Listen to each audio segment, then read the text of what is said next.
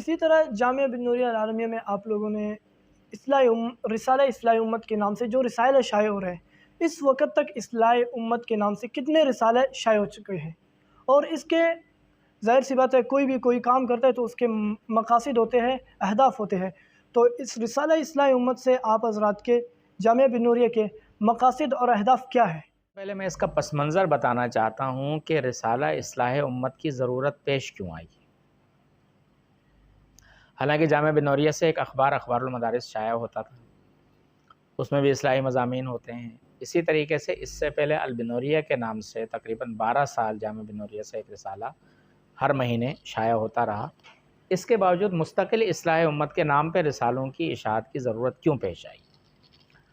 इसका पस मंज़र ये है कि सन 2011 में सिद्दीकी ट्रस्ट कराची में एक मारूफ़ इदारा है और सिद्दीकी ट्रस्ट की मतबूआत इस कदर मकबूल हैं कि आप अगर कश्मीर के पहाड़ों पर वाक़ किसी मदरसे या मस्जिद में भी जाएं तो वहाँ भी आपको इनके किताबचे छोटे छोटे रिसालों की शक्ल में वहाँ आपको मिलेंगे।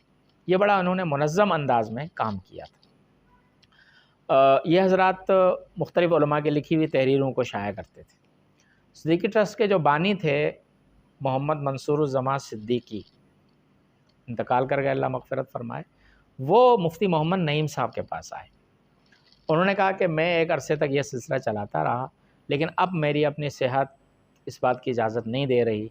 मैंने बड़ा गौर किया कि इस काम को और कौन चला सकता है, तो मेरे जहन में सिर्फ आप आए, मुफ्ती मोहम्मद नईम साहब, और कहा कि मुझे मालूम है कि आप जिस काम का बेड़ा उठाते हैं फिर उसको आप आखिर तक पहुँचाते हैं। उन्होंने ये पेशकश भी की कि अब तक सिद्दीकी ट्रस्ट से जितने भी रसाइल गुज़श्ता 45-50 साल के अंदर आए हैं, हम उन सब का रिकॉर्ड भी आपको देने के लिए तैयार हैं। आप उन सब की रोशनी में एक नया काम शुरू कर दें। मुफ्ती साहब का जो जहन था वो तहरीकी जहन था, वो महदूद पैमाने पे काम करने वाले आदमी नहीं थे।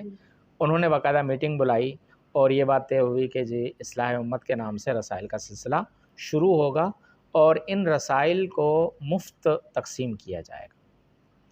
इस पर जो भी ख़र्चे होते हैं वो इदारा बर्दाश्त करेगा और इनको मुफ्त जो है तकसीम किया जाएगा।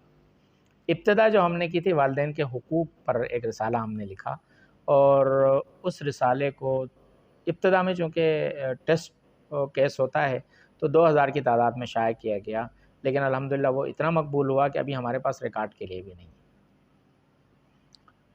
फिर इबादत, फिर मुआशरत, फिर मामलात, फिर हालात हाज़िरा, उस पर जो काम शुरू हुआ तो अल्लाह के करम से अल्हम्दुलिल्लाह 135 रिसाले बग़ैर किसी ताअत्तुल के हर महीने एक रिसाले की तरतीब से 135 रिसाले अब तक शाया हो चुके हैं। और अब जो रुख है, चूँकि हमारे जो मोहतमिम साहब हैं हज़रत मौलाना डॉक्टर मुफ्ती नोमान नईम साहब, वो एक तहकीकी ज़हन रखने वाले आदमी हैं, तो उनका कहना ये होता है कि अवामी मौज़ूआत के साथ साथ अब आप तहकीकी मौज़ूआत को भी कलमबंद करें, जिसकी वजह से अब हम थोड़ा-सा रिसर्च के अंदाज़ में भी इस काम को लेकर चल रहे हैं। अभी चंद महीने पहले इलाहाद पर हमने 2 रिसाले लिखे और अल्हम्दुलिल्लाह उनकी बड़ी मकबूलियत हुई। अब उनका अपना ये इरादा है कि इन रिसालों का इंग्लिश में भी और अरबी में भी तर्जुमा करा के इनको किताबी शक्ल में शाया किया जाए। इंसानी हुकूक पर हमने तकरीबन 7 रिसाले लिखे मुस्तकिल तरतीब के साथ। इसी तरीके से यानी वो बर्निंग इश्यूज़ जिनको इस वक्त दुनिया बहुत ज़्यादा उछालती है, हमने 5th जनरेशन वार पर भी एक रिसाला लिखा ताकि आवाम को पता चले ये 5th जनरेशन वार क्या होती है, हाइब्रिड वार किसको कहते हैं, इस वक्त जो ज़राए इब्लाग की जंग चल रही है उसके पीछे कौन है, क्या मामलात हैं। तो इस वक्त जो है वो सिर्फ़ अवामी अंदाज़ में नहीं हो रहा, बल्कि एक इल्मी अंदाज़ में रिसर्च के साथ ये काम चल रहा है। लेकिन मकसद और हदफ़ वो यही है कि हमारी कौम इबादत के साथ साथ इन तमाम चीज़ों को भी समझ ले। इस रिसाले की जहाँ तक पज़ीराई की बात है तो अल्हम्दुलिल्लाह रिसाले को बहुत ज़्यादा पज़ीराई हासिल हुई। शहर की बड़ी मसाजिद में जुमे में भी ये तकसीम होता रहा और इसी तरीके से जो बड़े अस्पताल हैं वहाँ वेटिंग रूम बने हुए होते हैं जहाँ लोग इंतज़ार करते हैं, वहाँ पर भी काउंटर वगैरह पे ये रिसाले रखे जाते हैं और लोग उनसे इस्तिफ़ादा करते हैं।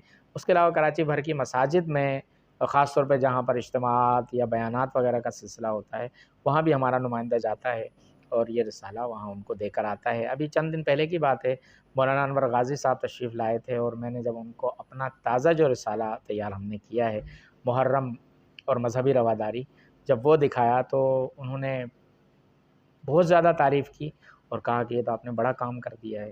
तो अल्हम्दुलिल्लाह ये रिसाला भी हमारा बड़े अच्छे अंदाज़ में कामयाबी के साथ चल रहा है।